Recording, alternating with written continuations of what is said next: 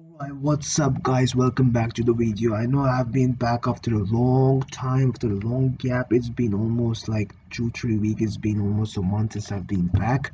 And I've been back with a banger right now. It's gonna be a banger video.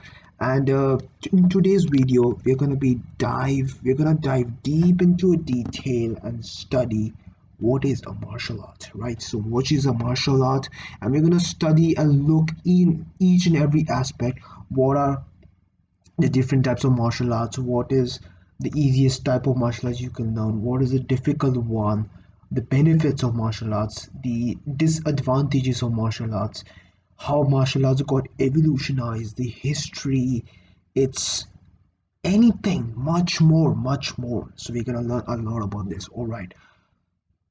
So before beginning anything else, let me know you guys that I have been specialized in martial arts. And how did I get into martial arts is uh, around 8 years ago, 8 years back, I discovered my talent in martial art. And I got really intimidated. I got really engulfed and engrossed into the martial art by watching UFC videos. So I used to watch a lot of UFC videos on television, on YouTube videos, and I used to watch people punching, people kicking, and in real terms, in real scenarios. Not any fake blood, not any fake blood or any fake action type of movies, right? So it was real.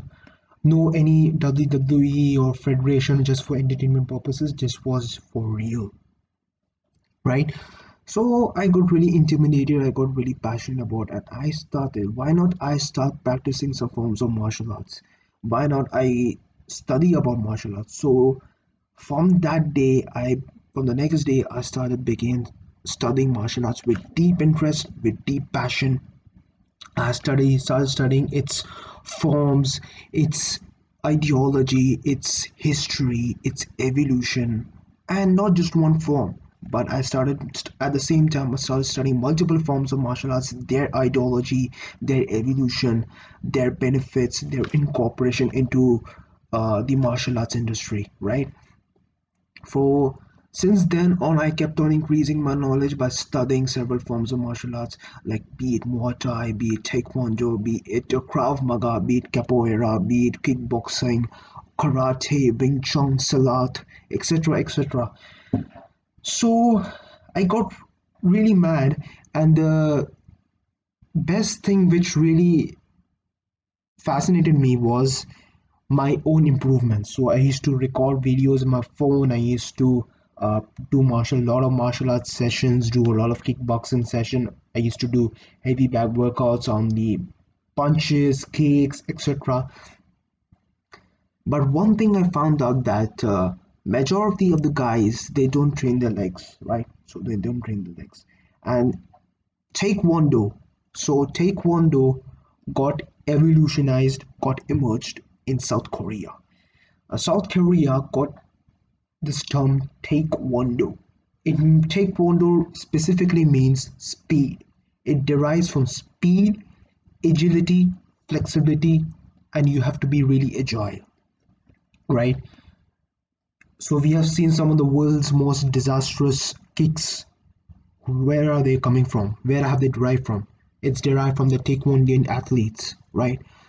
So if we talk about some of the world's greatest stars, Van Damme, Jean-Claude Van Damme, Steven Seagal, or Jason Statham, when we talk about Tony Jaa, we talk about Dolph Lundgren, all of these athletes, they are trained in Taekwondo as fourth dan, fifth dan, or even master black belt in Taekwondo, right? So Taekwondo is all about speed, flexibility, agility. So is it easy to learn Taekwondo? Yes, but for a beginner, you must specifically emphasize more on flexibility. Flexibility means more on your lower body than your upper, because lower body is the more primarily used used equipment in Taekwondo. The main force comes from your hips and your legs, quadriceps. So majority of your power is generated by your hips, and later on it is focused and traveled by your legs. So hips, along with that, it gets dispersed by the legs or quadriceps. So hips, if your hip muscles are really tight, then I would highly encourage you guys to go for hip mobilization exercises, hip thrust, focus more on hamstrings, mobilizing, loose, make your hips really loose so that your kicks will be more efficient, more agile, and more quicker, more efficient, and more stronger as well. So Taekwondo is considered really efficient and really fast because a single blow of a kick can cause even a death. It could be proven fatal. It could be proven disastrous. And a single person, and that person may ultimately fall into the trap of death, or he may survive a critical bruise or a serious fracture, or even an internal organ damage if the single specific kick gets striked by the opponent. Next, we talk about Muay Thai. What is Muay Thai? Where did it evolve? What is Muay Thai? So Muay Thai got involved in the 16th century, 16th, 17th century, and 16th, 17th century where all those Buddhist monks in Thailand, they used to kick, they used to use their fist, elbows, knuckles, and even knees. So they used to practice specifically on bamboo trees. Bamboo trees, imagine bamboo trees. It's quite hard, right? It's quite hard. So they used to practice specifically on these type of equipments.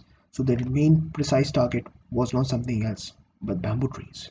So that's how the evolution of Muay Thai got evolved, got evolutionized, and it has been incorporated as one of the most deadliest martial arts of all time. It has been listed in the top 10 deadliest martial arts list. Why? Muay Thai uses specifically your knuckles, your fists, your elbows, and your knees. So knuckles, fist, elbows, and knees. So the majority of the power are generated by primarily these four areas of the body, right? What are some of the most greatest Muay Thai stars? It's none other than Tony Jaa.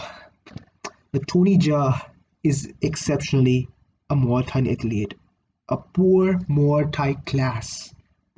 Thai athlete. So you've seen some of the movies of him like Ong Bak 2, Ong Bak 3, Killzone 1, Killzone 2, Killzone 3, etc. Right? Talking about